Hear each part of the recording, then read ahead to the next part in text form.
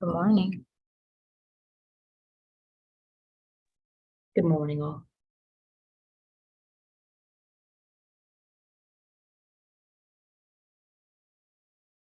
Morning.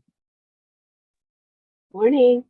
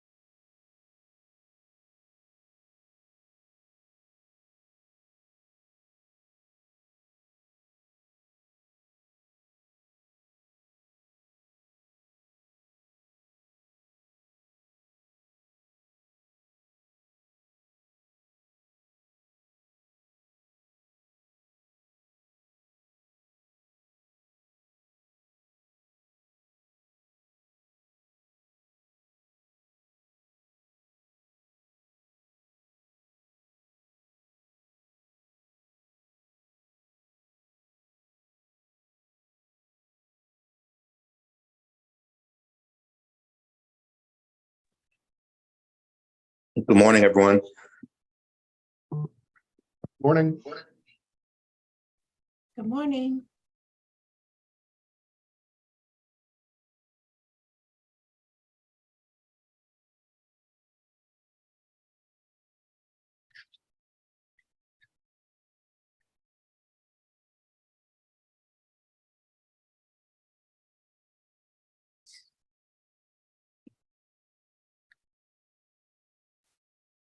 We'll give it a couple of minutes for other board members to join us. Okay, I see Shahira's on. Good morning. Good morning. Morning. Good morning. We have Ms. Board Member Brody, Board Member Escobano, myself. Let's give it another couple of minutes to see if others are able to join.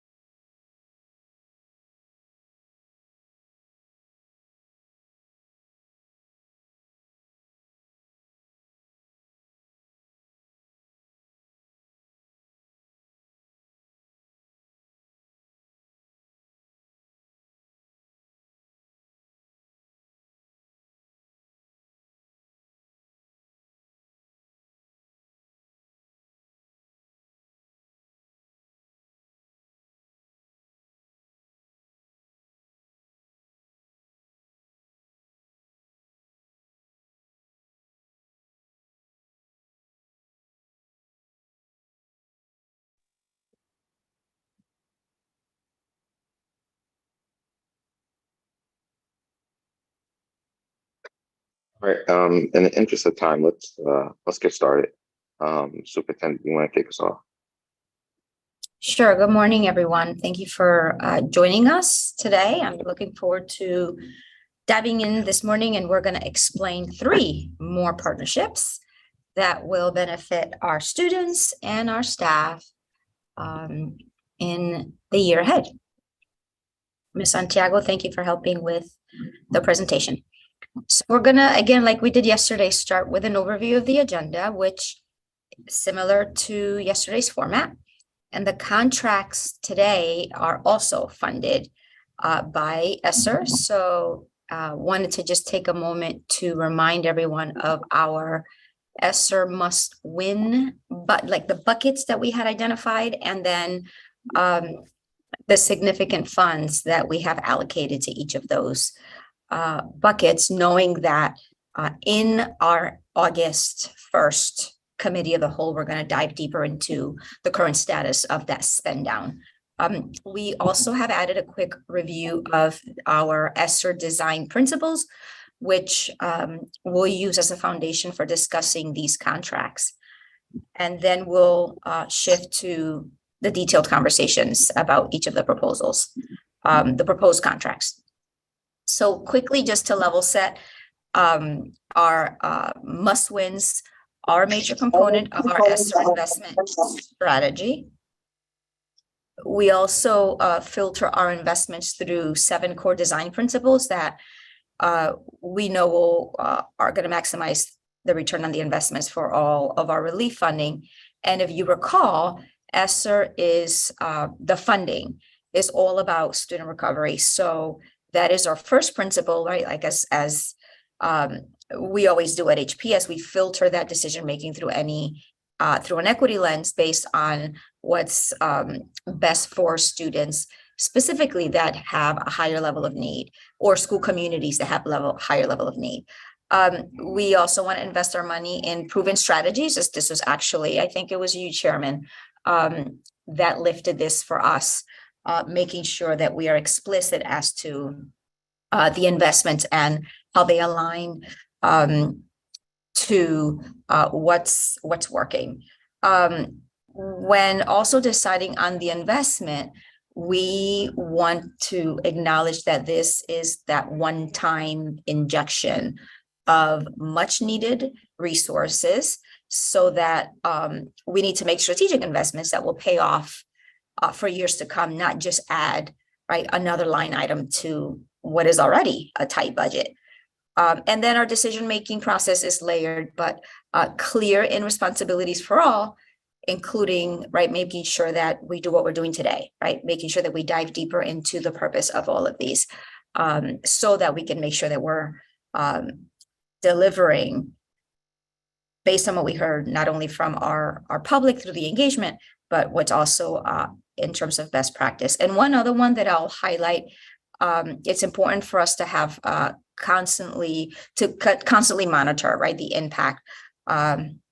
In 3 years, I can say that the contracts that we're going to be discussing fill a very particular need and are aligned to these principles. So big picture, aerial view here, 3 contracts up for discussion today: Open Architects, CT Public, and Modern Classroom. We'll have a similar format, Chairman, if that's okay with you, to what we did yesterday. However, given that these are new partners or familiar partners fulfilling new responsibilities, I'll revisit each of the contracts before introducing our colleagues and our team members to provide further details. And again, we're going to be explicit as to how these contracts align with not only our district priorities, our ESSER strategies, and commitments that we made in that ESSER application to the state, and how they align with our design principles that I just reviewed. So first of all, we have Open Architects, is an efficient data tool that will help consolidate functions dispersed across multiple platforms into one more intuitive experience for both staff and students. This is an investment now that actually will carry over and help us again, right, gain those efficiencies after ESSER funds sunset.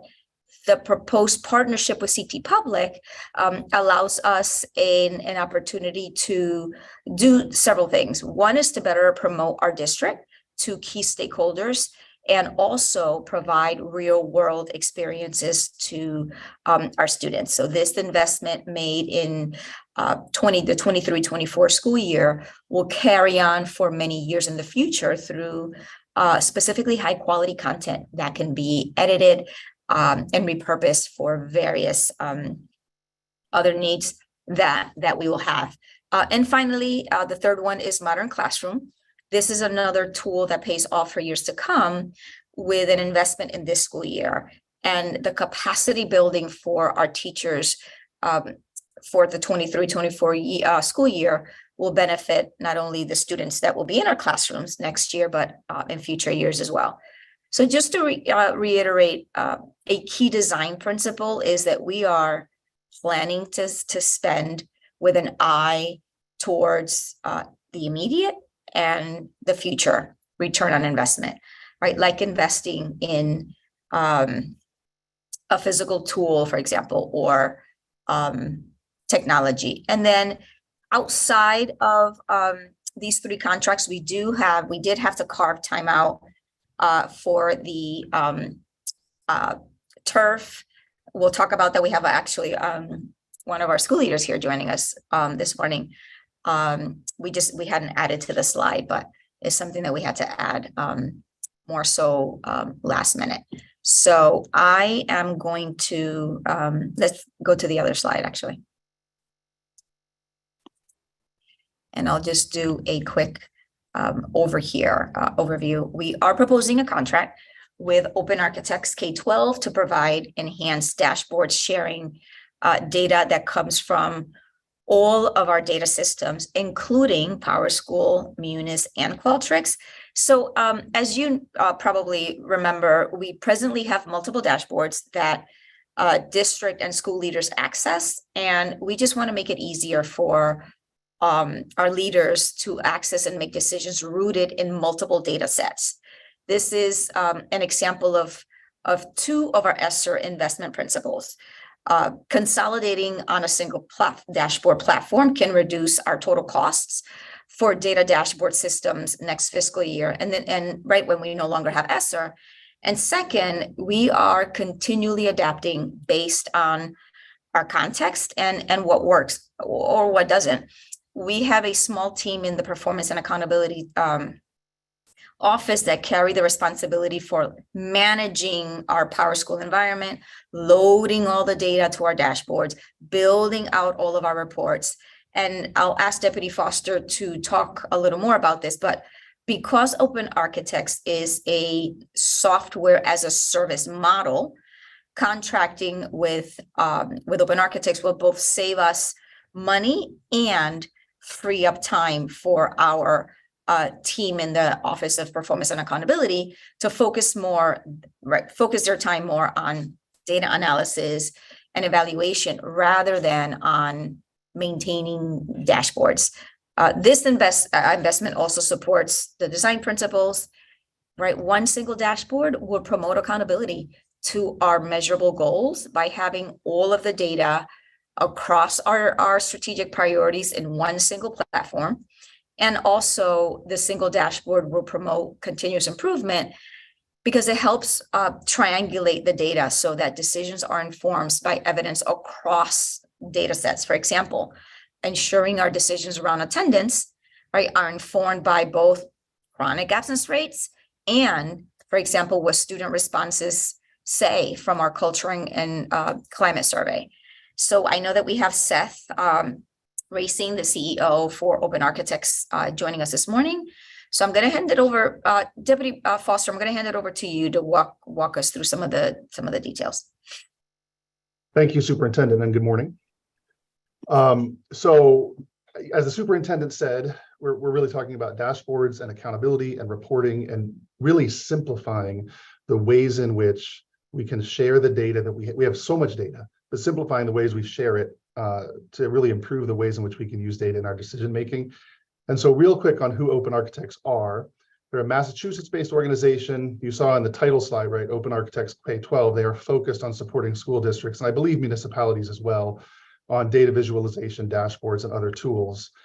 You can see their mission there. I'm not going to read the whole slide to you. One thing that appealed to us about Open Architects, part of the why for pursuing this, is it's an organization run by former school district practitioners. So folks who had the experience of using data to drive decision-making in school districts and feeling the pain of not always being able to get the answers you needed from the various data systems you had.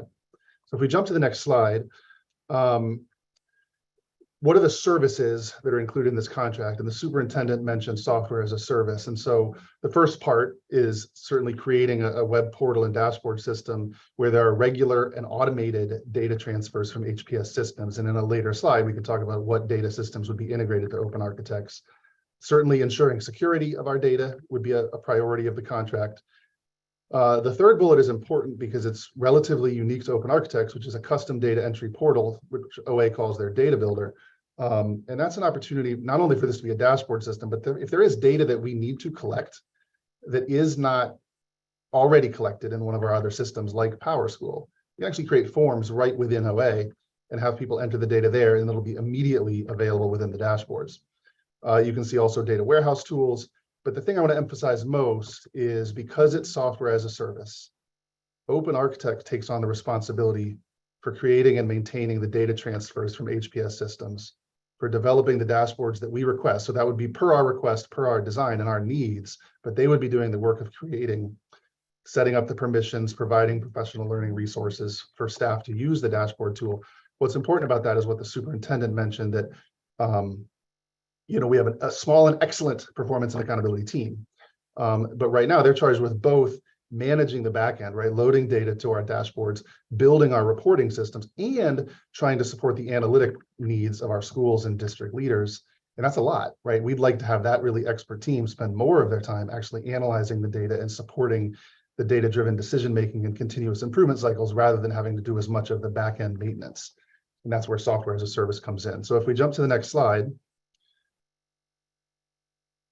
this is, you see a long list here. Again, I'm not going to read to you. What you see on the left are many of the data systems that we use to track our work, or track our data, I should say. And on the right, you see some of the dashboards that we may have access to, or we will have access to, I should say, through the Open Architects contract.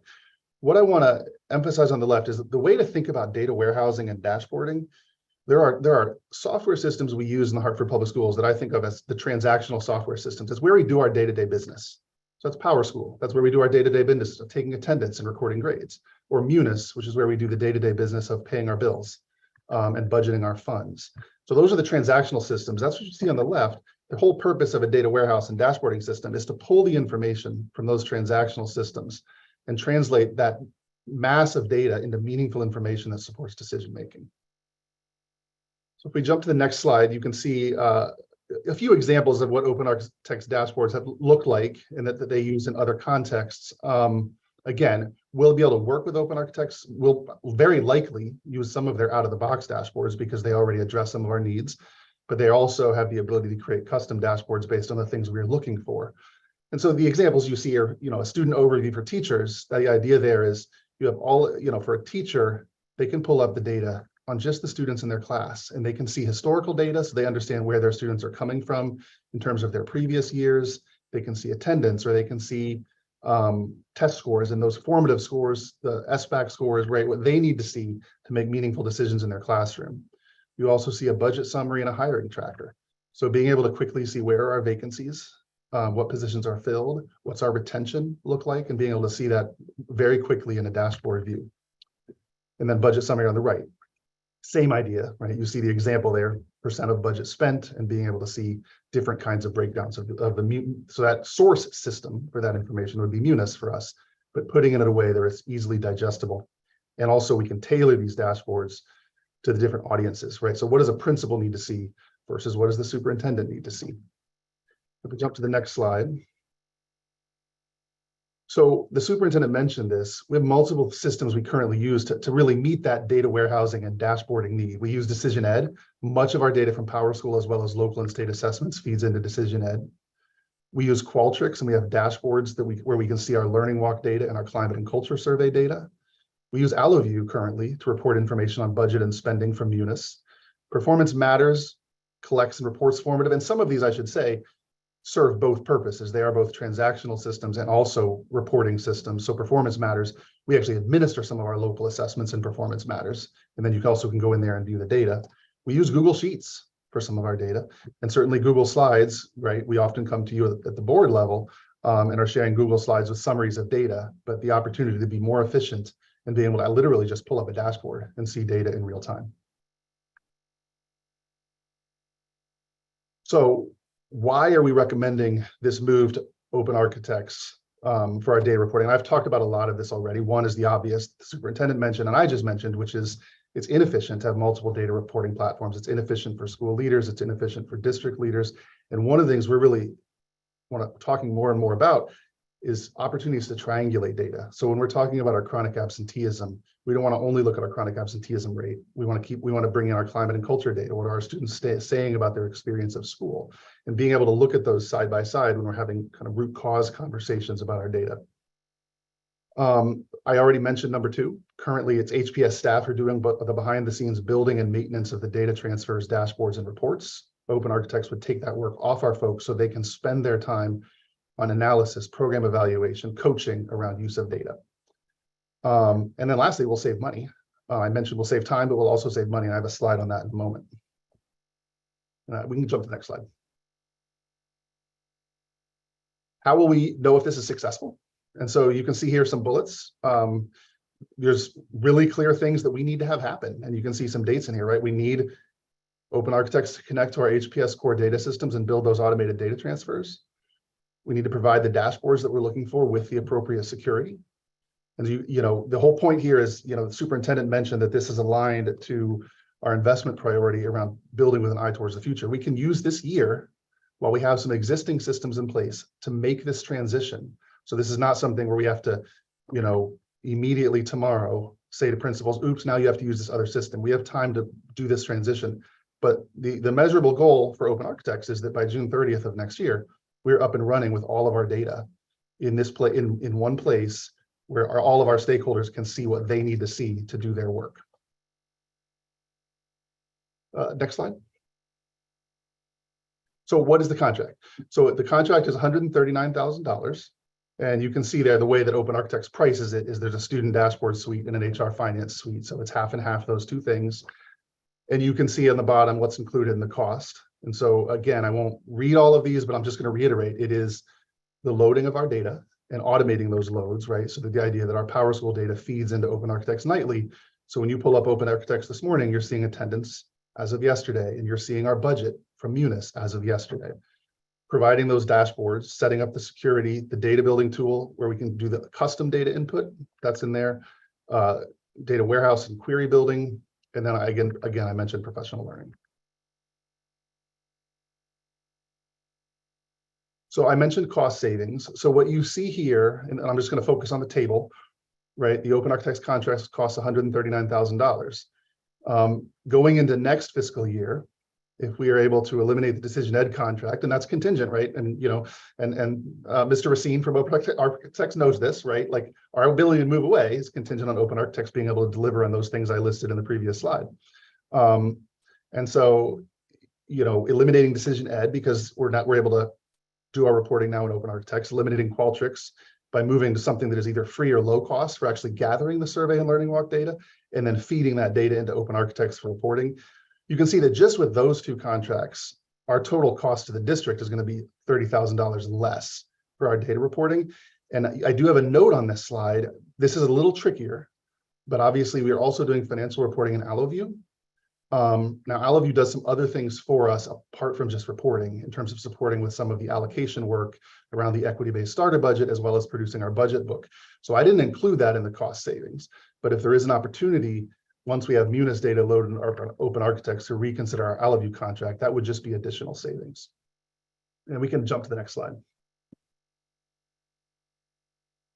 And I feel a little bit like I'm beating a dead horse. So just, some of the same things I've already talked about, but why open architects versus other options. I've talked about software as a service and the advantage that means for our staff. I've talked about costs.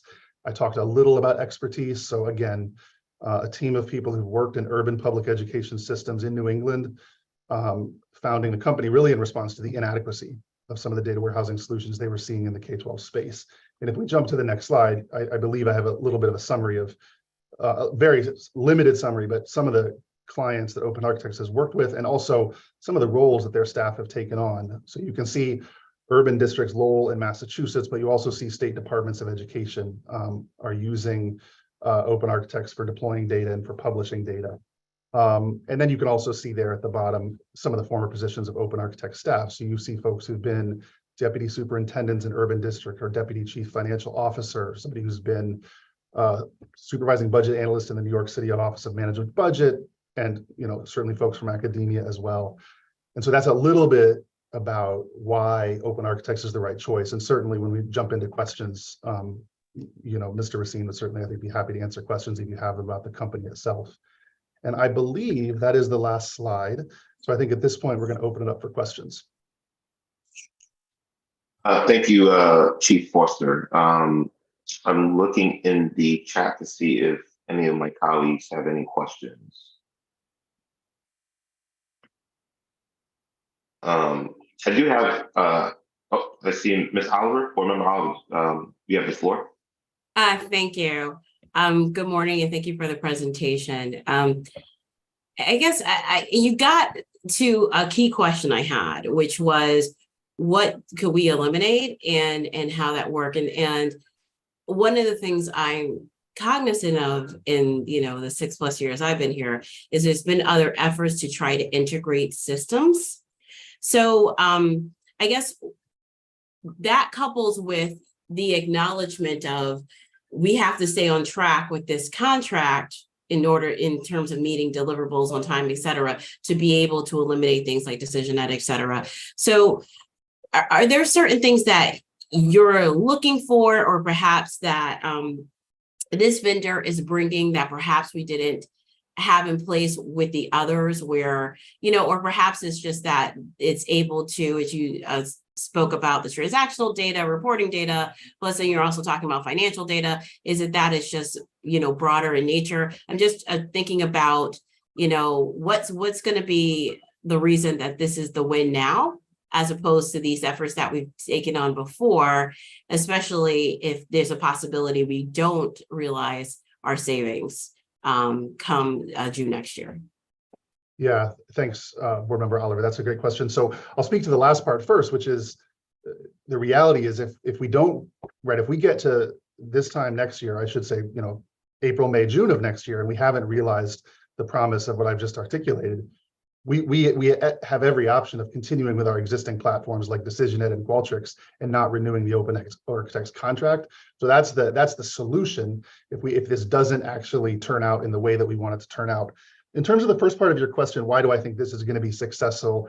I think there's a couple of things I would point to. One is, I know I talked about it probably too much, but I think the fact that you're talking about a company that is focused on K-12 and that is made up of people who have lived and sat in the seats that people on this call sit and have gone through some of the pain of those efforts at integration that haven't worked.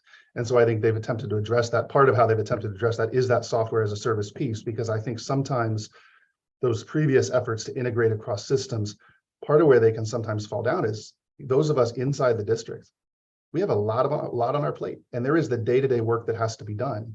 And some of that bit longer term work to build the data integrations, to build the dashboards, there's just it's unfortunate, but I think there's just a tendency that some stuff can sometimes get pushed to the side in favor of that day-to-day work. And I think that software as a service, where we have a vendor who is at one price point doing the dashboarding, but also doing the back-end work to make those dashboards come to life, I think that's the part that I would say gives me hope that this can have a different outcome than maybe previous efforts. And Seth, I know you unmuted. I don't know if there's something you would want to add to that. Thank you, Paul. I think all I would add is that, as you articulated earlier, we wanted to create a holistic place where you could see everything. Oftentimes you can hear about it's one place I can see student information or financial information.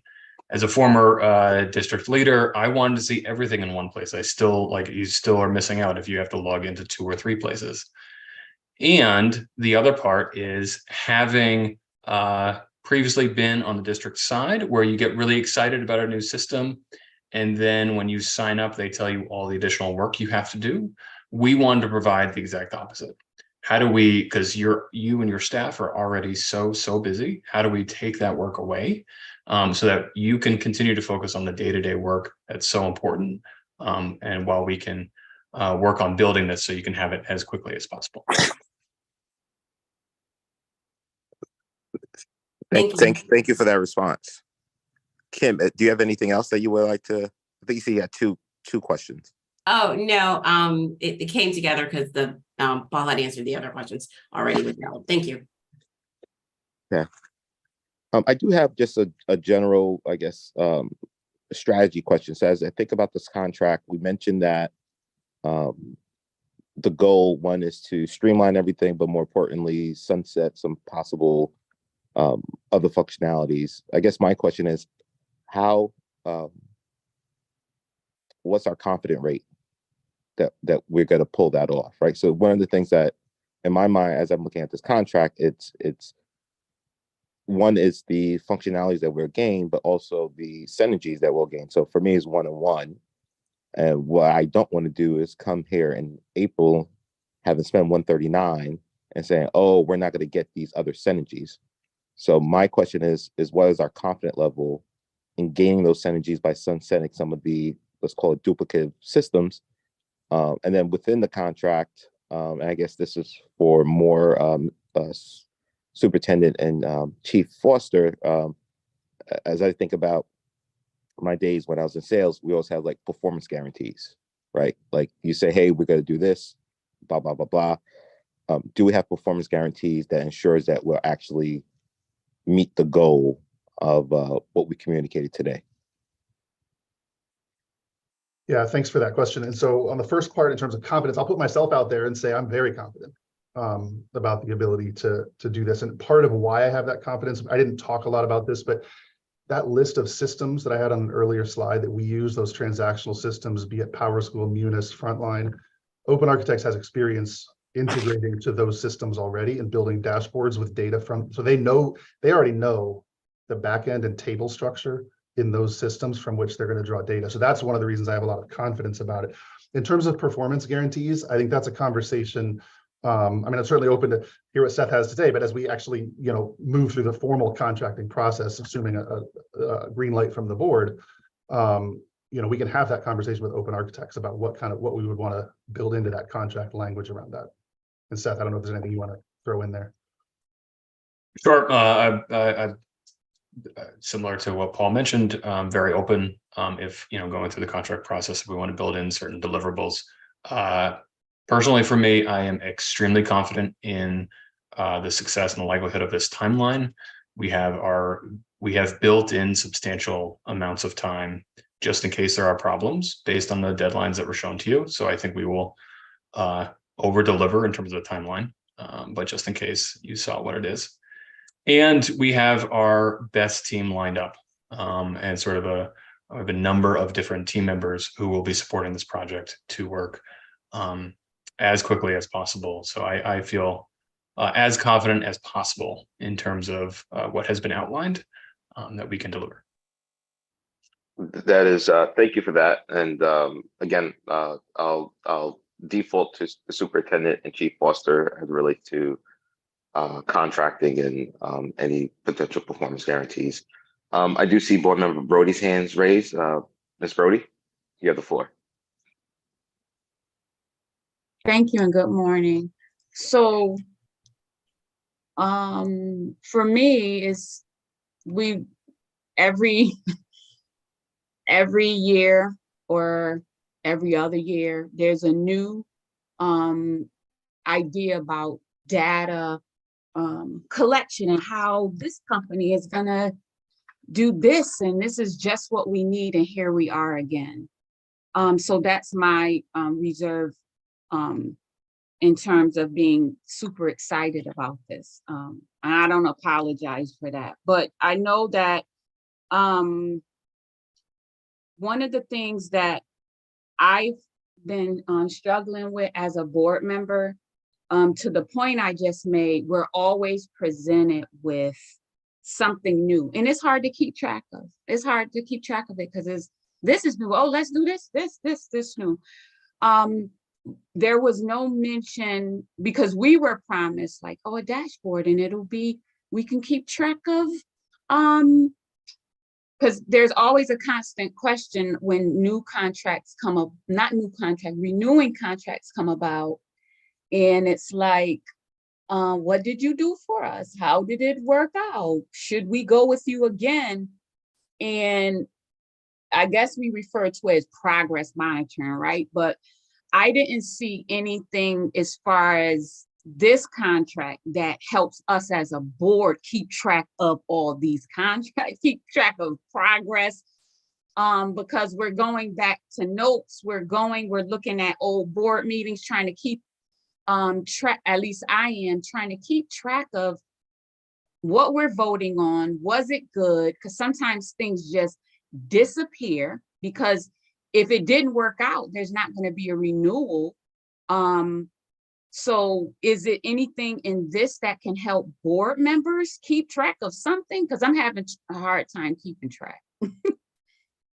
Yeah, thank you, Board Member Brody. I appreciate that question. And it's funny, you started with the fatigue, right? Like, I'll call it initiative fatigue. And I would say that, what you described there, I bet our principals feel the same way. And I think if I was standing up in front of our principals and talking about open architects, there would be people in the room feeling like, oh no, here we go. But what I'll say is this is our last year of ESSER, and we have an opportunity to I do believe, as I shared in response to Chairman Rigger's question, that this is going to be a good solution for us, and we have a chance to do it now because we have resources that we aren't going to have a year from now. So I think it's worth giving it a shot, and giving open architects a shot, and doing what we can to make sure that they're delivering on what we're asking for. But I hear you, as I guess what I'm saying, in the sense that that is a challenge. It'll be a challenge with a rollout of this system, because there will be folks in the district who are having that feeling. In terms of supporting the board, I mean, we absolutely can build a board-facing dashboard with open architects. And I would love to engage with members of the board in the content of that dashboard. Like, literally, you tell us and you tell open architects what it is you want to see and how you want to see it. And I would love for us to take that on. I appreciate that. And through you, Mr. Chair, so I'm understanding this correctly. The ask, right, is that we're going with open architects to eliminate those other,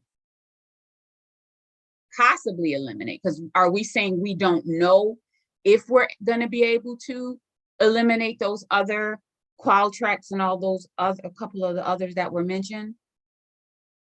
I can say that I think what we're saying is we will go down this road with open architects, and if we're successful, yes, we will eliminate those other systems. I can tell you there is not a version where we just keep all of them, where we just keep open architects and all the other systems. Either we're successful with the open architects project and we eliminate the other systems, or if we ultimately, plug your ears, Mr. Racine, but if we ultimately decide that open architects isn't working, we don't renew that contract and we stay with the systems we currently have. So there's no version where we just keep all of it. So how can I even express this? So we're saying we're confident. Let me start with that. But why wouldn't we be able to be successful? Because they're coming, are they coming just to report, to pull the data together to make us comfortable with not needing the other ones on top of needing them? Like, why wouldn't we be able to get rid of the other contracts based on what we're saying open architects is going to deliver? So what can I think we're getting a little bit ahead of ourselves. I think that's the work that open architects has to do. And this goes back to my ask of, let's make sure we have like performance guarantees in place. So I think, Ms. Brody, that it's future facing, and I don't know what the future is per se, but I do know that hopefully within the contracts, we could put some guardrails in place that allows for that. I don't see how right now we could, well, Chief Foster and Mr. Racine said that they're very confident, but I just want something in writing from a performance guarantee that says that gets us to that point. So Does that help? it doesn't. So, because I guess with throwing in, oh, we could possibly eliminate this, that, and the third. Now that's where I'm thinking. But so with that aside, if we weren't saying this new venture is to eliminate the other ones, if we're just saying this is great, not considering like say if this was on top of our other systems, would that be redundant? Would that, like, what? Because the other systems is mentioned, so I can't get away from a cost saving. I can't get away from thinking we could make other systems go away and this will be a great system. So my mind is stuck there. But if we are putting that aside, what are open architects? What would be the selling point? Sorry, and I may have, well, we got to mislead you. We're not putting that aside. We are absolutely eliminating contracts if this project with Open Architects is successful. So let me phrase it in this way. When we are going into the budget next year and building out the FY25 budget, and we're doing contract renewals probably next summer. If we come to you to renew the Open Architects contract, I'm happy to, in our slides, when we come and bring that, to specifically say these are the contracts that are no longer being renewed, right? So we won't come to you next year for a Decision Ed renewal or a Qualtrics renewal if we make the decision to renew Open Architects. But can we know that on the front end? Like, we don't want to be waiting, like, is something going to do? At what point will we know we're going with them? I think we should know that kind of before the other contracts are ending. So we know we're not saying, like, could this come before? Could we kind of know if this worked before the ending of those other contracts? Yes, I think we'll know that. Absolutely. I think we're going to know that in, one of those touch points that I put in the timeline there was December in terms of getting data loaded. And so we're going to know well before it's time for the other contracts to renew if this is working for us. Thank you. All right. Seeing no other hands, I believe we could go to the next topic. Thank you, Mr. Racine. Okay, I'll take it back, Deputy Foster, just to do a quick overview on the CT Public proposal, which includes extensive creative production, media placements, and excitingly, potentially job shadowing opportunities for our Weaver Journalism and Media Pathway students. In utilizing this last year of ESSER fundings, and now that we have moved past the restrictive measures in our schools, we feel that this is an ideal time to make an investment towards the future and an opportunity to further enhance our brand of Hartford Public Schools, while also providing our students with those real world learning opportunities that they keep asking for, and that we continue to try to identify ways to deliver on that. We certainly heard it during our All Call Youth Summit. So CT Public is a unique and longstanding trusted partner with the ability to meet a diverse and quite frankly, a hard to reach audience. Not only will they create compelling, creative, but they will also distribute long form content and commercials across their diverse programming within our priority zip codes. So specifically with this investment, we are again planning spending with an eye toward the future. The long form content produced by CT Public can be used by our, for example, internal communications team, our marketing partners in various forms for years to come. Secondly, we are investing in proven strategies. CT Public is an organization that is funded by their viewers by building awareness of Hartford Public Schools amongst this hard-to-reach group, which already has a history of giving to public institutions. We increase our chances for long-term diversified investment in the school system. So CT Public also has a unique ability to reach legislators at the state and local level through targeted programming, which we will have access to throughout the campaign. So these are some examples of what this opportunity could bring. So I'm going to tag in actually Jesse Sugarman, our Executive Director of Communications, and I believe he is joined by Dana Fox, the Chief Underwriting Officer from CT Public, also to provide additional details of this, what I think is an exciting opportunity.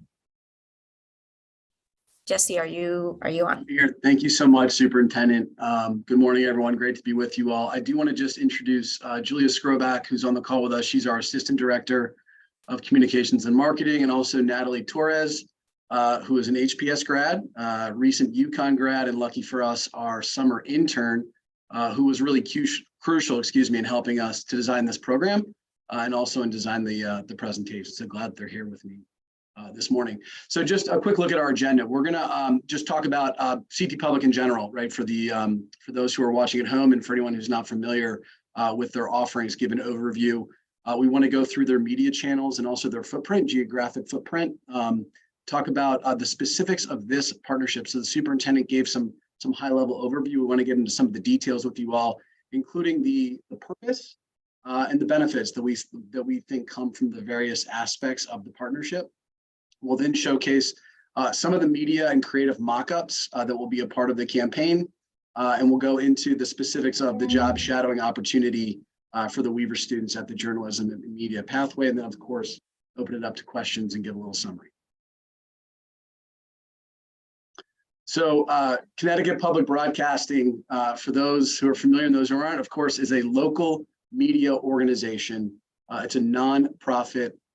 They provide incredibly entertaining, but also informative content for a local audience. They have a variety of different media channels, including digital, TV programming targeted towards our youngest viewers and those who are working at state level in government. Their mission is to inform, educate, and inspire the people of Connecticut. And also, I think this is really important to note, connect them to their communities. And I'll let Dee, as we talk about some of the various channels and some of their objectives they have for the coming year, sort of where this program came from, and if she could also elaborate on the connection piece as well. We've included a few tiles of programming, Connecticut Public Kids programming for children. Very familiar with some of these programs as well. These would certainly be a part of our program, and we can get into the details of that.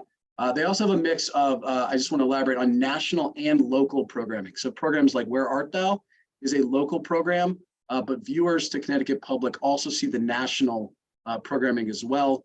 On the right-hand side, you see WNPR and podcasts. So WNPR, obviously very popular. The one program I want to call out, and we can go into a little more detail on the next slide, is the Wheelhouse. So the Wheelhouse is the WNPR podcast, very focused on local and state legislative issues. So this is really a resource, not just for those in government, but anyone that's interested in policy to learn more. Really informative programming. I actually listened to it this morning on the ride in, as I am interested in policy.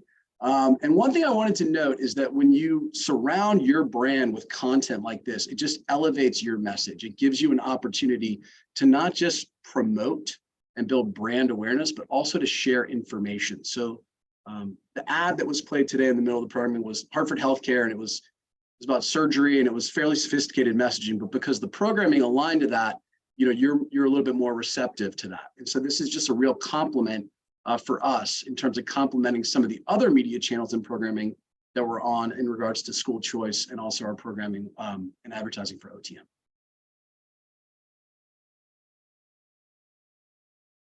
This gives an overview of the geographic footprint. So on the left-hand side, you see a map. CT Public's coverage does extend into the lower tri-state area, so New York and New Jersey as well. Those two bubbles really show everything in terms of Connecticut Public Television, PBS Kids, Spirit, also WNPR.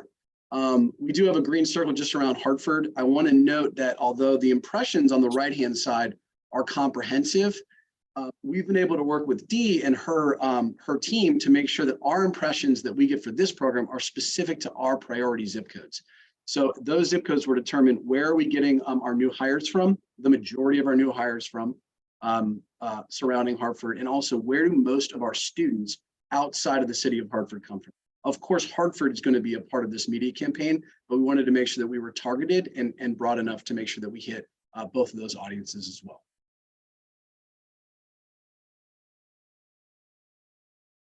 So what is CT Public offering? So what we have designed with Connecticut Public that we're really excited about is a series of 6 video stories. And the subject matter of those stories will change depending on the season and our priority times throughout the year. Those stories will be 3 to 5 minutes in length, and Connecticut Public will be responsible for capturing the content, editing the content, and then also distributing that content across their various media channels.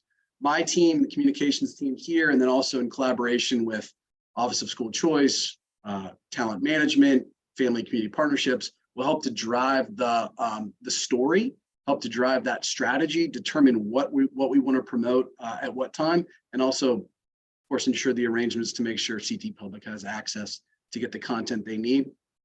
As I mentioned, they will handle all development, content creation, but we get to drive the story, which I think is a really important part of this. We will own the content after the campaign and during the campaign. I'm excited to own 5 minutes of high quality edited content that we can then cut into various forms for years to come. A 5-minute piece allows you many different orientations of 15 and 30-second spots that we can run into the future. And then the last piece I wanted to note, which we're really excited about, and Natalie was instrumental in helping us design, is the job shadowing piece. So this is for our Weaver journalism and media students. CT Public has been a really good partner of ours and has tried to create space for these journalism and media students. We'll talk about this a little bit more, but the timing is perfect because there aren't restrictions in terms of COVID. And these students that are highly capable have just built up incredible capacity through their career pathway. So we'll talk about that a little more later. Again, it's a 1-year contract for $240,000 all inclusive. So some of the benefits and goals, we've talked about this a little bit. So one of the big benefits is that we do have proven successful channels that we are promoting our brand on for various campaigns. This is a really nice complement to that. This gets us outside of those channels. So I, in collaboration with Office of School Choice, looked at the media plans and determined this is a nice gap that we're going to be able to fill. And it's a hard to reach audience like the superintendent said. So it's a perfect complement to our existing campaigns. The quality of the content from CT Public is incredible and will be consistent with our brand. Again, the long form pieces give us a lot of flexibility. It provides real world experiences for our students. I just want to note at the I'll Call You Summit, that was one thing our students were screaming for. And so this really helps to fulfill that. And as I mentioned, we get to drive the story. In a lot of media spaces, you don't get to drive the story. You can create an ad, but that's different than creating a story and content that can really inform our population. And so that gives us our opportunity to do that. And the reason why we want to do that is we want to reach potential partners. And by partners, I mean people who can help to fund the district at various levels. We want to reach people that are excited about working at Hartford Public Schools. We want to reach legislative representatives at the state and local level. We know they're listening to WNPR. We know that they're involved with CT Public. We want to promote the offerings at our schools, and we just want to celebrate and showcase all the great work that's going on across the district.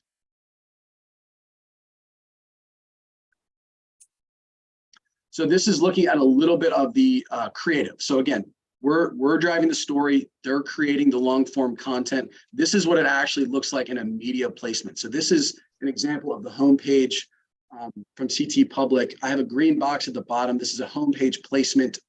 This is essentially what the Hartford Public Schools placement would look like. So people are getting an impression here, and they're actually seeing this ad even in a static format, but they have the ability to click through to the long form content, which you're seeing a mock-up of on the right-hand side. That branding is just really for placement purposes now, but it's to show that it would be a custom campaign, custom branding around this in alignment with our branding guidelines, and the opportunity to really dig into like more informative content as well. So that's just a sample mock-up. Now, the next slide shows the DIGO Hispanic Network. I'm going to give just a brief overview, and then I'm going to tag in D to give a little bit more of an explanation of how DIGO works with CT Public. But for us, it's really important that in this campaign, one, that our content is translated and it's accessible for everyone, for our Spanish-speaking community members, but two, that the media channels can reach the diversity that we have at Hartford Public Schools, that it's not solely focused on CT Public, it's not solely focused on WNPR, and Connecticut Public has the partnerships that allow us to do that.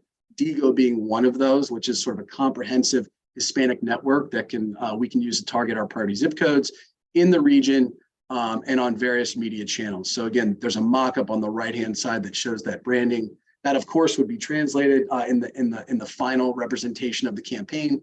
And then whatever long form content that viewer saw would also be translated in Spanish.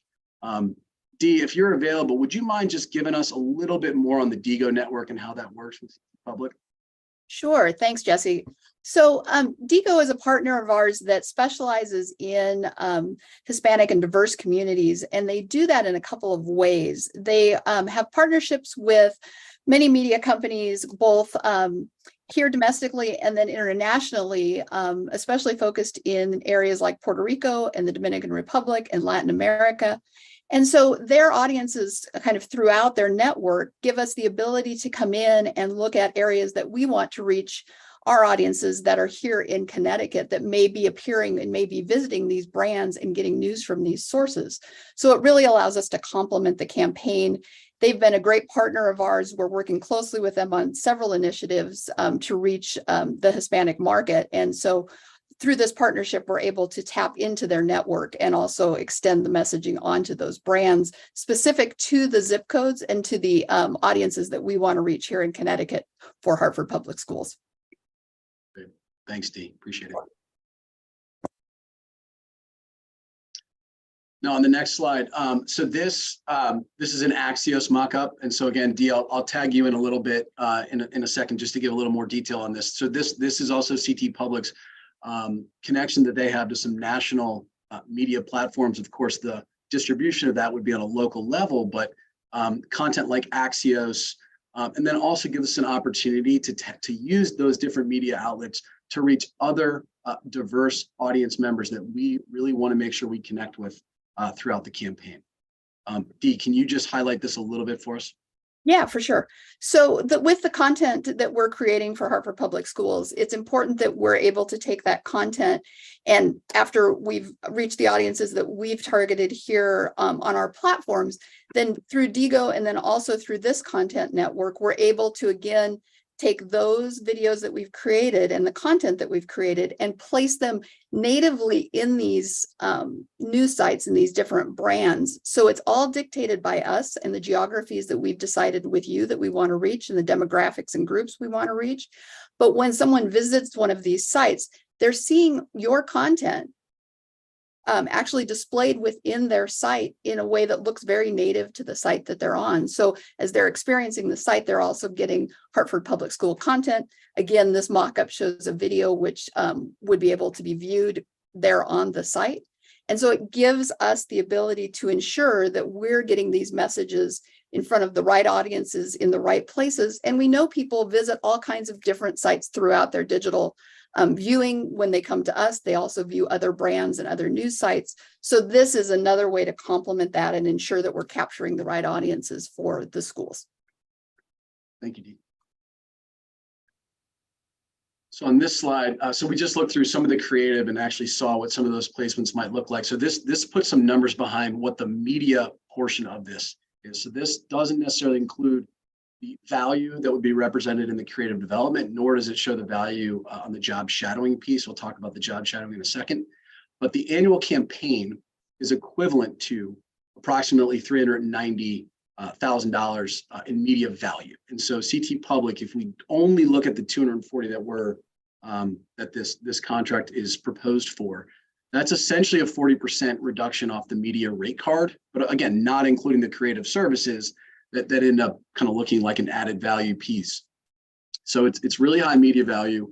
The digital impressions are high. So over 7.5 million digital impressions throughout the annual campaign, which would essentially be broken up into 6 2-month chunks. So we would introduce a new piece of content for 1 month, and we would do a heavy up on the number of spots that we're running, right, to really drive frequency amongst that audience and to gain awareness, and they become familiar with the content. And then we're able to dial back the number of spots that we have for that particular story for the next month in the campaign.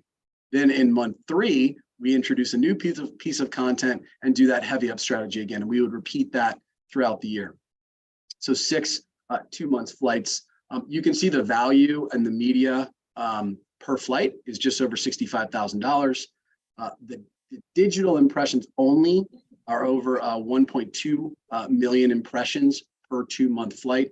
I've noted in this grid the number of spots. So that's a 30-second commercial for the most part that we would get on WNPR, CPTV, Spirit. WNPR does include drive time, which is a great spot for us, as well as social. I'm working with Dee on trying to quantify the impressions that come along with those channels. But I just wanted to use this as an opportunity to illustrate the media value that we're getting outside of the value that we would get with content creation, which those 5-minute pieces could cost anywhere from, call it $6,000 to $30,000, depending on the group that you use and the amount of days that they need to actually go out to actually capture the content. That's actually ends up being one of the highest cost drivers. So this is our last slide before the summary. This last piece we're really excited about, and we really appreciate Dee's ability to make this happen internally and the design of this. So this partnership also allows a space for our students at the journalism and media pathway to go to CT Public and learn from industry experts and senior level executives. So 1 time a month, a group of students, and we've coordinated this with the Ready CT program manager, O'Shane Thorpe, at the media pathway. This is a perfect complement to what the teachers at Weaver are doing right now for that pathway. These students have built incredible capacity, and now they have the opportunity to take advantage of those newly learned skills. So once a month, they'll go to the studio. They'll have the opportunity to shadow the team as they're developing storyboards, as they're editing this content, as they're finalizing content, as they're looking at the media placements for us for this specific campaign, but also for other CT Public campaigns and events and content creation that's going on.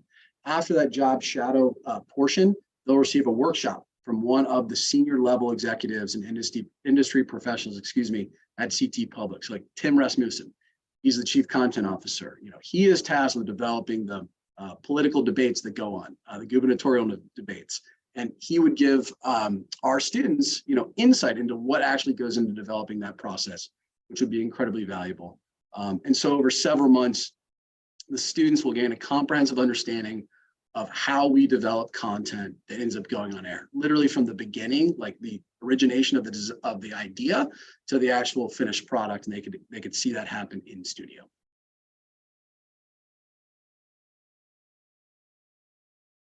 And I'll pause here for questions. This gives you a summary and just sort of a reference. Thank you, Jesse and team, for the presentation. I put in the chat, unfortunately, I have a 9:30 conflict, and I will be turning this over, the rest of the meeting over to Second Vice Chair Escobar to facilitate. But thank you again for the presentation. I'm sure my colleagues have some questions, and I guess I'll see everyone next month. Thank you. Thank you. Thank you. Have a good morning. And thanks, everyone. So I'm going to open it up. Thank you, Mr. Sugarman, for that presentation. I'm going to open it up to my colleagues to see if anyone has any questions. Move my screen over. I'm just going to call people out just to make sure. Ms. Brody?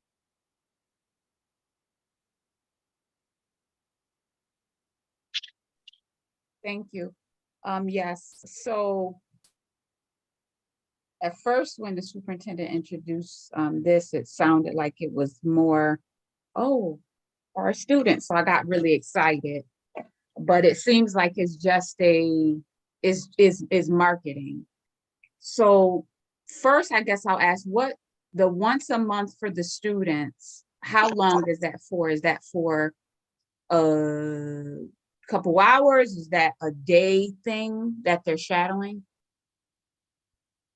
Good morning. So I would just take a step back and note there's I would say three main components of this. It's the content creation and distribution. It is that marketing piece that you mentioned as well. And then I would also say the job shadowing would be that third portion. And yeah, so it would be once a month. It may align nicely with some of our Wednesday half days so that they can have real exposure to people that are there in real time. It will be for several hours. We want to make sure that it's not just a drop in. And there will be those two components. So it'll be shadowing. So they'll be in the studio and then they'll get a workshop, kind of like a seminar, not just a lecture, but like almost a seminar with an industry professional to extend upon the learning that they've received in school.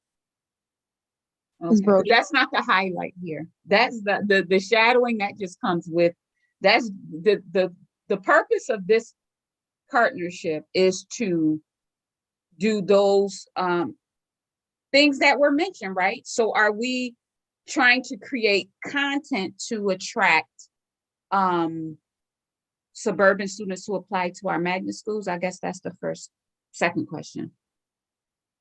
I would say that that's one of the objectives that we have. So one of the objectives would be to promote our school offerings to regions, to zip codes that do feed into that system. I think one of the other objectives would be to also promote those offerings and what's possible to folks that we want to have join the district from an employment standpoint. The third, I would say, is we do want to look towards long-term financial sustainability and promoting our brand to people who may want to invest in the district. You know, we know that ESSER's going away. We want to utilize those funds to set ourselves up for future success and getting people to contribute and invest in Hartford Public Schools. And then I would say the fourth, just strictly from a media standpoint, would be that legislative piece. Now that's a smaller audience, but one that is really hard to reach. And I would say that equally as important as all of those together is the opportunity to give our students at Weaver real world experience. I've worked with those kids a lot. They're really hungry for this sort of opportunity. And it's a perfect opportunity now because their interest is now aligned with the capacity they've been able to build. Like they've had this experience. And now when they go to the studio, they're going to be ready to really absorb that information and contribute. So I'd say I'm equally excited about that piece.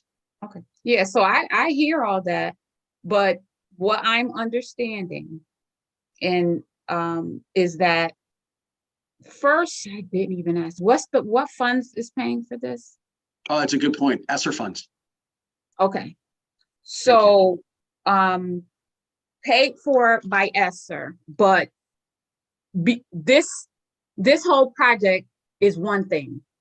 Because it's happening, Weaver High School students, you can shadow and get this experience. But I don't want us to try to say, oh, we're doing this for Weaver students. We're doing this because we're trying to attract suburban students to magnet schools.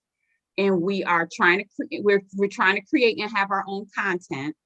And we're trying to, did I hear a piece in there that was a staff piece to attract talent? Yes, ma'am. Yep. So there's sort of four targets that we're going for. And I think, yeah, so I'll pause there and let you react. I know the superintendent was coming out of mute. I'll give you the floor, Superintendent. I just want to add that this is not just about magnet students. I mean, when we market Hartford Public Schools, we market to all possible students and families. So I just wanted, Justy, I know you said yes in response to Ms. Brody's specific question around magnets, but I also wanted to expand the intent. And there's a piece that's a backdrop here that perhaps we're not highlighting, and this is the work that connects to the Portrait of a Graduate and the capstone experience for our students. And Suzanne, maybe you can speak to that. But because we have a Journalism and Media Academy that happens to be at Weaver, right, we want to make sure that every time we consider partnerships, that we do prioritize the impact that it's going to have on our students. And so in this case, yes, the students at Weaver will have an added opportunity to engage in that which they've told us, right, that they want to have access to. So Suzanne, perhaps you can do the broader context that perhaps we just assumed, right, that because we live in it every day. And so. Absolutely. And I would also just like to mention, and I do think we live in it every day, so it is hard. And one of the things I've tried to do is sort of pull us all together and see all of these intricate moving parts and singularities that happen in this rich district every single day. And so I'd also like to just state that we want to show all of us these experiences. And I think this platform would do a wonderful job. So for those of us that were able to attend the showcase, for example, where we pulled the threads together of our Portrait of a Graduate and our capstone work and all the other wonderful things that are tied to the initiatives that have happened, pulling those threads together that we all like to see, right? That's one of the things we talk about in these meetings and these workshops, is that this gives us a platform to share those things, not just to bring in new students and staff, but to celebrate those things. So for those of us that were, it was wonderful to see staff saying, oh my goodness, these wonderful things that are happening. So I just wanted to highlight that as well. It gives us a chance to celebrate. Thank you for that. And I just want to echo all of that, especially the spring showcase. It was phenomenal. As somebody who is a board member, grew up here, you never realize how many cool stuff is actually happening in the district until you see it directly from the students. So props to you guys for that. I'm going to pass it along to Ms. Oliver. Do you have any questions? No questions. Thank you. I wasn't finished. Oh, apologies, Ms. Brody. Give me a moment. I just want to make sure we have time to cover everyone else. Just give me 1 second. I will go back to you. I'm just looking at my screen. Thank you, Christina, for the time check. Yeah. Just want to make sure I'm capturing all the other board members who are here. I think it's just Ms. Oliver and Ms. Brody here. Okay. I don't have any questions either. So Ms. Brody, I'll give you the floor and then we can move on to the other presentation. So we focus on talent. I'm not going to move for it. From it. We're trying to, because it was introduced as if this is something for Weaver High School. This is not something for Weaver High School. This is promotion of Hartford Public Schools. And because we're doing this, we're providing students the opportunity because we're doing it, because this is what we want to do anyway. Like, I thought it was like a program, it was something designed specifically for them, and this content was going to come after it, like as a result of it. We're working with Weaver High School students. We're going to, because, and I'm saying this to say, we spend a lot of money on marketing and getting staff and marketing, our magnet schools. But in his absence, to Mr. Walker's point that he tries to make all the time, we have a staff retention problem. We don't have a recruitment problem because every year we see all of the new talent that come in. We have a retention problem, and I don't see that focus yet. I'm trying to see that. I know Mr. Walker had asked for that. But the last question I guess I'll have is, we usually get money from the chef lawsuit for marketing. So are we still going to receive that funding, and we're doing even more marketing on top of this? Does anybody know that? There is a contract, and Chief Davis Googe is on the line, and when that time comes, we will come forward to the board with those specific marketing needs that we have that are explicitly for our magnet schools. This is all of our schools, inclusive of our magnet schools. Okay, because in the past, we were always told that it's never exclusively for our magnet schools. we were told that, yes, we market our magnet schools, but it is always the opportunity to market Hartford Public Schools out as a whole, not just the magnet schools. But Yes, I'm just making a point, we're putting forth, you know, this partnership to spend over $200,000, I believe it was $240,000 for marketing. And again, we did Facebook ads, trying to get staff, we're doing all of these things, but we're not, one thing we need to realize that is to have and keep excellent staff, you have an excellent culture within your school system. Teachers stay and students stay. Students, a parent, and I'm speaking as a parent now, there's no way, there was a few reasons I wanted to pull my daughter out of her school, but what Miss overrode Brody, I everything- do no, not want to interrupt you don't have, we gotta know what Robert's rules, and as Robert's rules, you can't cut me off. So Ms. Brody, under, I have point of order. I just want to have point of Yeah. order really Yep, a quickly. point of order. please. Point of order. You're out of order. You can't stop Brody, debate. You can't. I'm not, Ms. Brody, please let me speak, please. I'm not trying to get this out of hand. I just want to put point of order. Time check. One, we do have to move forward with the other contracts, and I hear you, and I want you to continue speaking, but I think we can set up another meeting. I will look to the chair and Christina to discuss specifically around retention, right? Recruitment. I think that is a separate conversation from this. It's correlated. I I will not don't need, disagree with I that. don't need another meeting. And under Robert's rules, which we operate under, you cannot just end debate as the chair and butt in and shush me. You can't do it. Ms. Brody, I'm not trying to, You're out of order in doing that. I Ms. Brody, promise I'm not trying to shush you, but I also want to be mindful of individuals' time here. It's 9:46 and we end at 10. I believe it's 10. I just want to be mindful of that. So I hope you understand. I'm going to give you the last word to wrap up what you have to say, but I was just trying to give you a heads up of time check. I was going to allow you to finish, but again, I just want to be mindful of the time. interrupting is just out of order. I'll let you research that and figure out Robert's rules for us. Ms. 'Cause Brody, when we- there's no need. There's no see, need to you're be interrupting me disrespectful. right now. It's not disrespectful because If you can go ahead and finish, if you can please I'm go gonna, ahead. and finish I'm your gonna thoughts. say I'm gonna say what I'm gonna say. And none of the other board members, when we went to Florida, attended the Roberts Rule workshop. I did. And it lets me know how out of order we are and how out of order you are right now.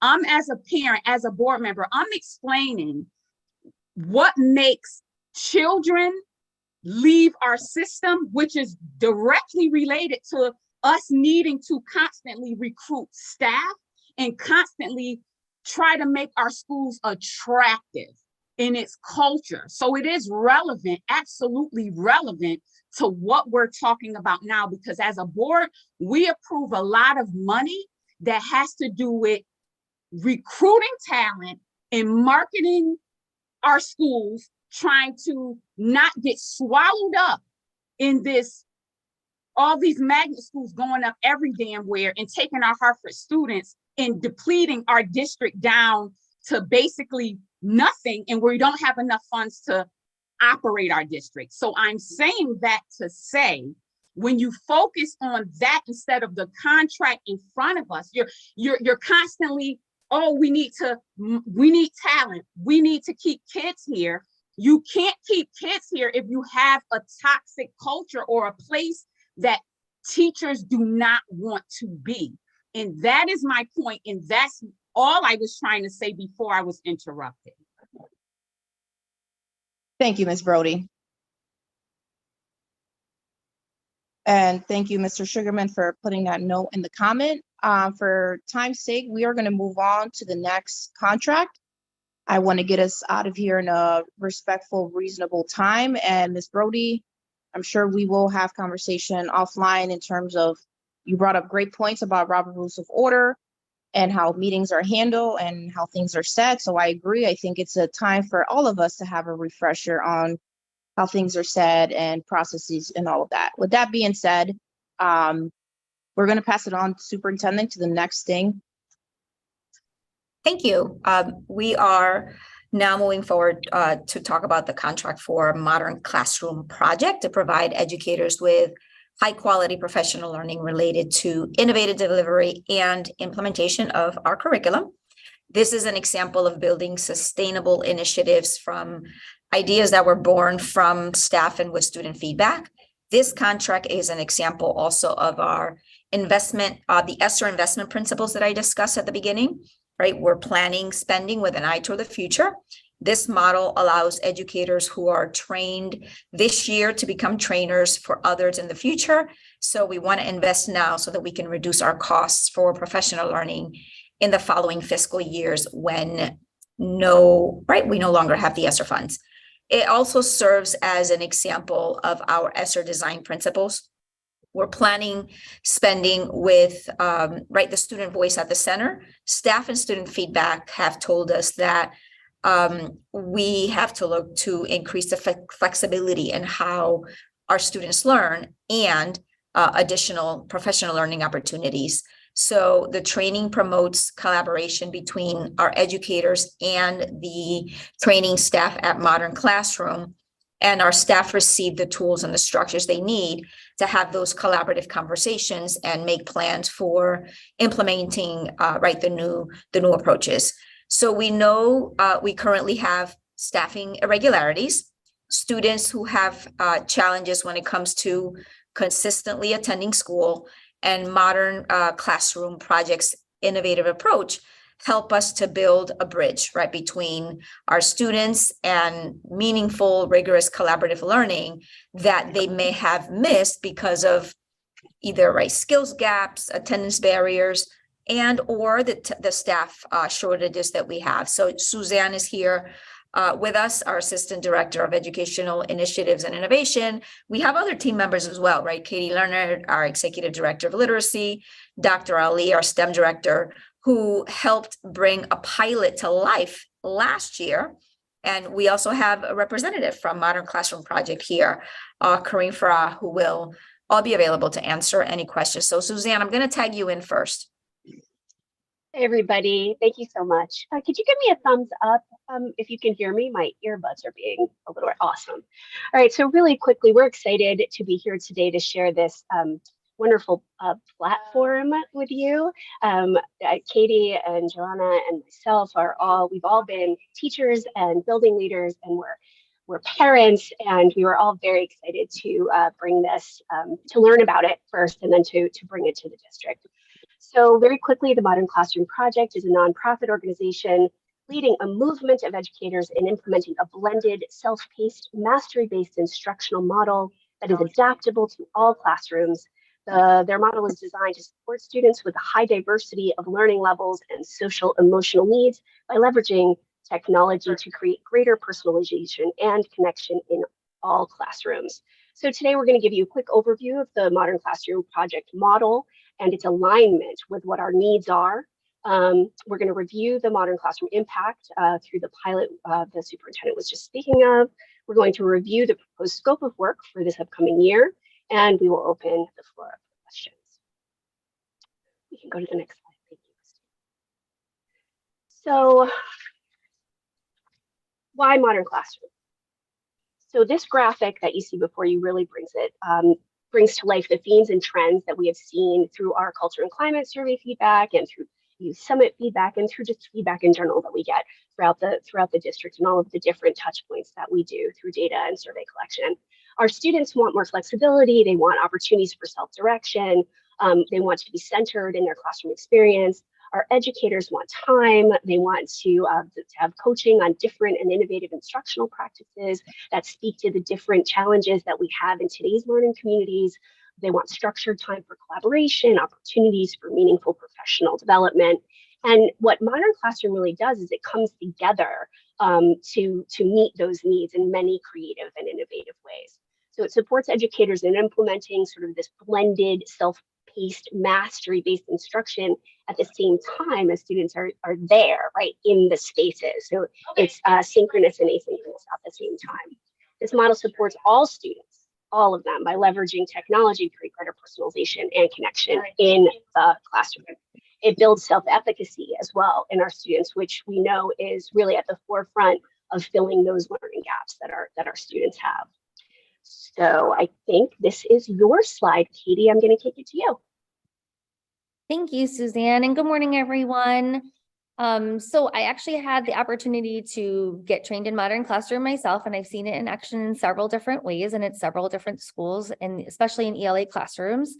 When preparing a Modern Classroom, teachers use their planning time a little bit differently. Instead of planning the stand and deliver lessons, they are actually using their planning time to create lessons in their online classroom.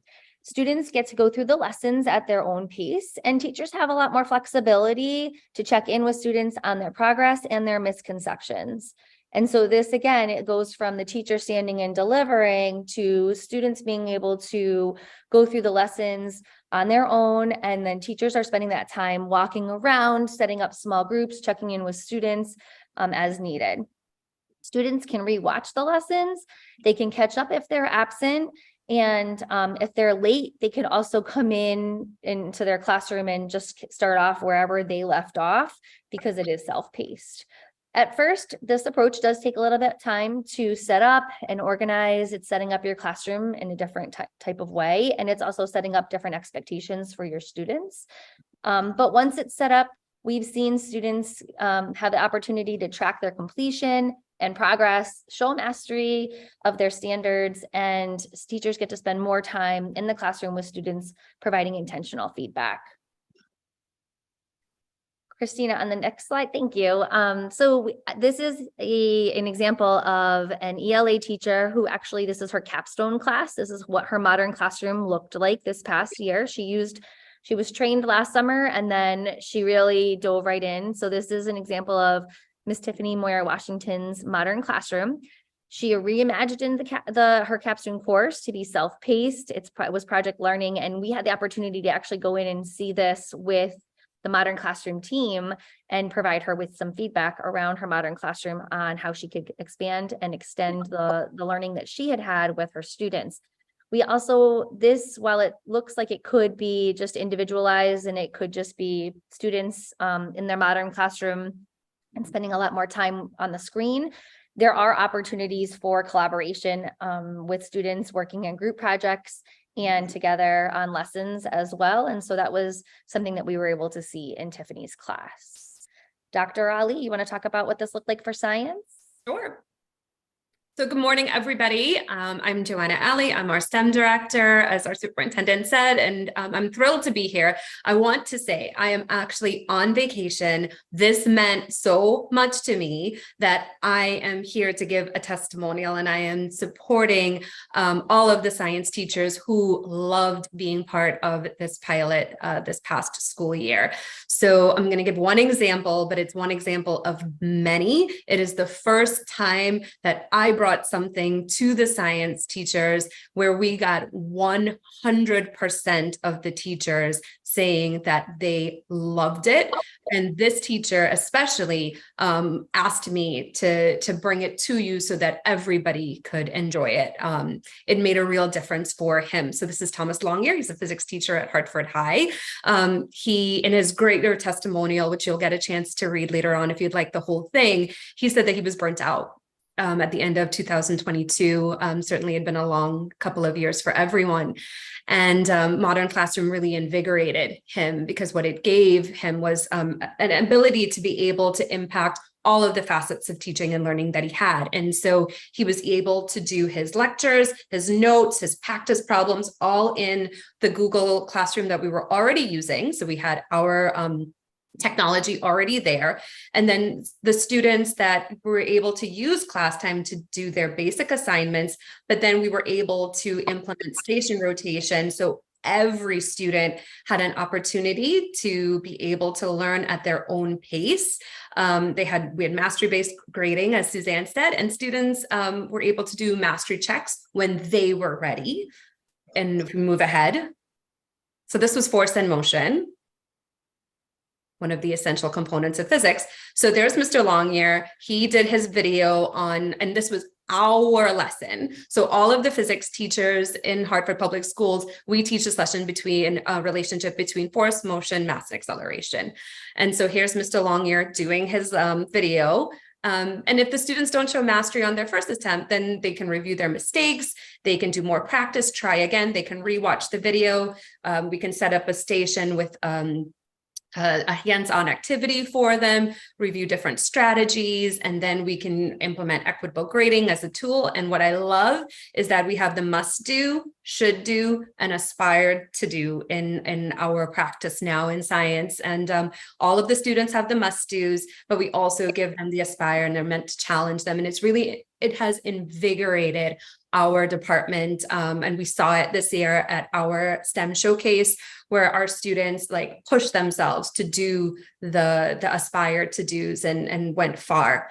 Also, and I cannot stress this enough, having that this reserve of videos of our teachers teaching these lessons of our curriculum builds this a repository of information that our teachers switch back and forth, and I watch them in their PLCs now, being able to trade off, like, how about this lesson, how about this lesson? And in places where, unfortunately, if we have a vacancy, we are able to stock a Google Classroom for a school with our own teachers, being able to teach our own students so that they can get the information in real time. It was a game changer for us this year. The teachers have asked for it, and I'm here to advocate for it. That's it. Thank you, Dr. Ali. And so you can see some of the data that we had received from the impact on the modern classroom training that we had engaged in last year, and the pilots that we had also participated in. We had 22 people in the original pilot, and 21 people responded in the survey regards to mentorship. And how it works, as Suzanne had mentioned before, is that you do have a mentor as you go through the training, and so that your mentor meets with you. They have a similar role, and you get to actually talk through ideas for your classroom and how you set it up. Mentors are huge on providing you with intentional feedback so that you can be successful with your classroom.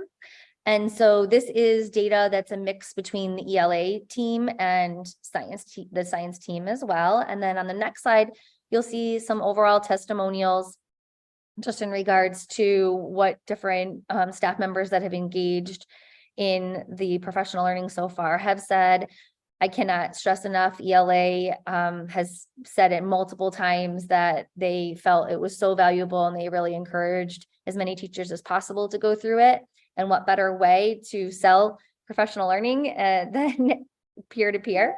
I would also say that right now we are taking a look at how we're going to be providing professional learning to teachers with our new ELA curriculum in grades 6 through 12 that's coming this fall, for teachers that might need to be onboarded at a later time. We're really lucky that out of 64 out of 74 ELA teachers are going to be trained in the ELA curriculum before August 1st. That's awesome.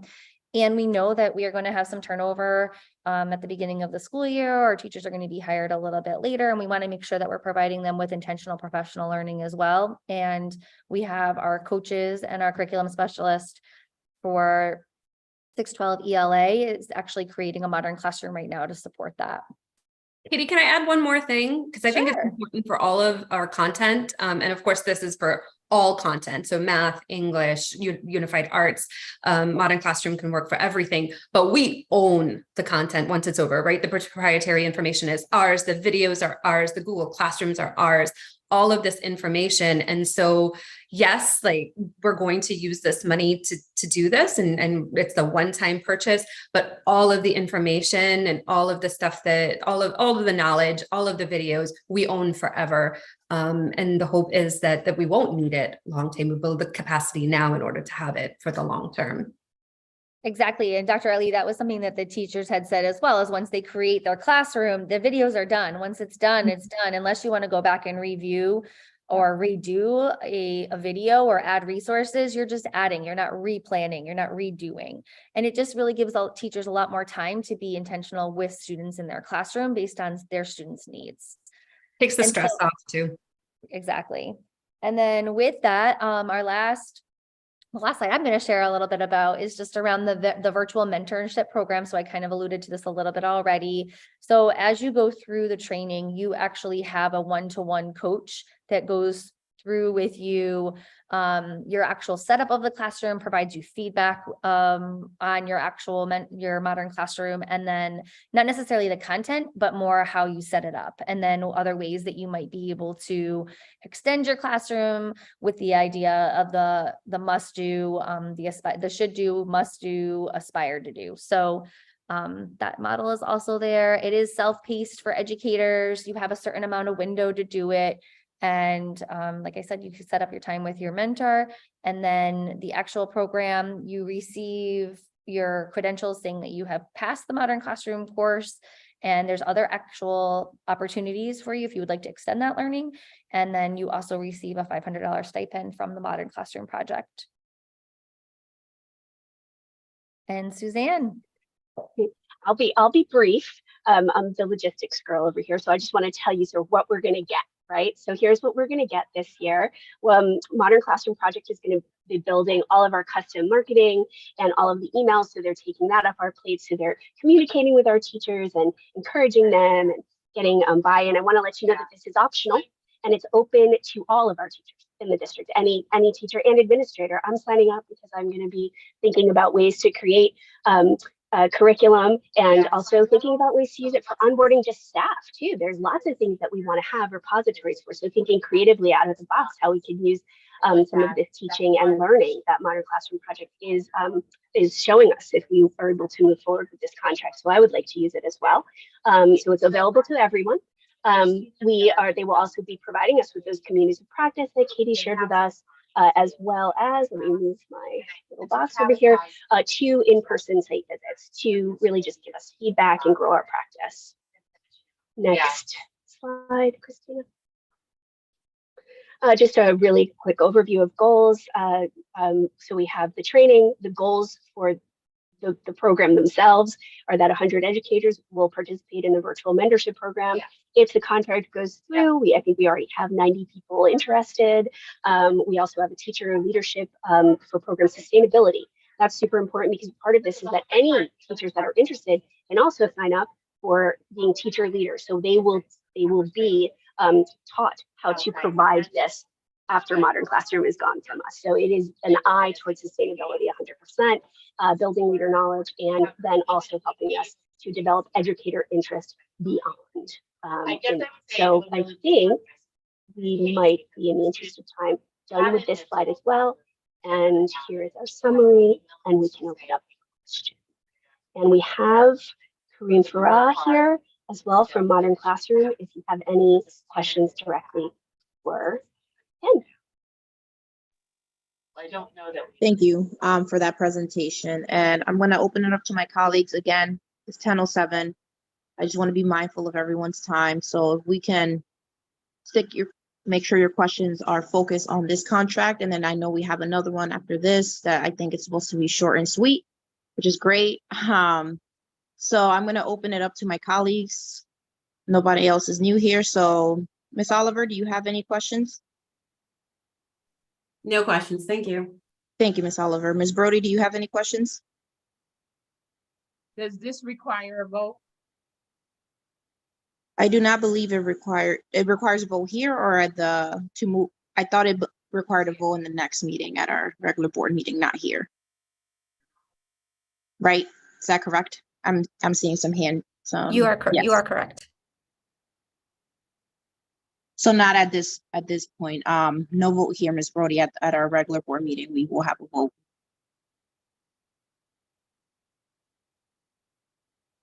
Thank you. Of course. Any questions? Nope. Awesome. Okay. Great. So thank you for that presentation. Keep up the great work. It's awesome. And let's move it on to the next one. I think it's going to go to Amanda Martinez. Yes, good morning, everybody. Thank you so much for having me. Thanks for being here. Dr. Torres Rodriguez, do you want me to jump right in? Okay, awesome. Jump right in. Again, I will try to be short and sweet. So I'm requesting a contract with AquaTurf, who has worked with Hartford Public Schools before in an installation of an outdoor basketball court and soccer field at Burr Middle School. The setups and the specifics are there, but we want to install an outdoor area that's more inclusive to the middle school child at Burr. As you know, Burr 3 years ago was a pre-K-8 building. So a lot of the facilities here are still for the pre-K-5 child, and it's not so exciting and suitable for our 6th, 7th, and 8th graders. So we want to install an outdoor basketball court that's including redoing the pavement of that to make it safe for all students. Ensuring a gate is installed around that court that has safety measures, provided that it's used for Hartford Public Schools events and students only, as well as updating. I'm not sure if all of you are aware that there's a large, beautiful field in our back of Burr, right next to the Boys and Girls Club. And we're going to install it into a soccer field to support middle school sports. So that's something that we want to be able to support, not just for the Burr School, but for all Hartford Public School middle schoolers to be able to use the soccer field. So we're going to install soccer goals, again, a gate area to put bleachers for spectators to come and watch the games. And that is really the specifics that the changes are going to be being made. This is going to be funded through our SEIG grant, which is the Scaling Equity and Innovation Grant.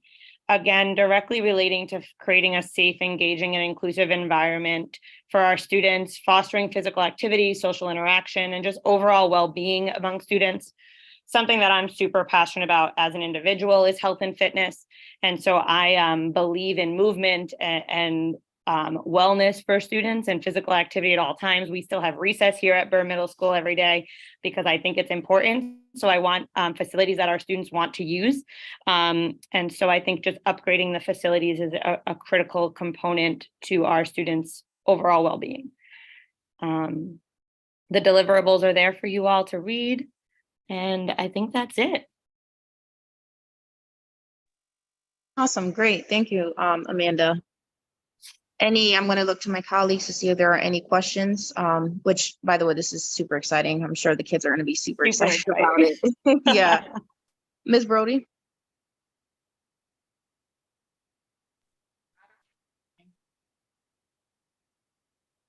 Oh, I saw you come off mute, but I wasn't sure if.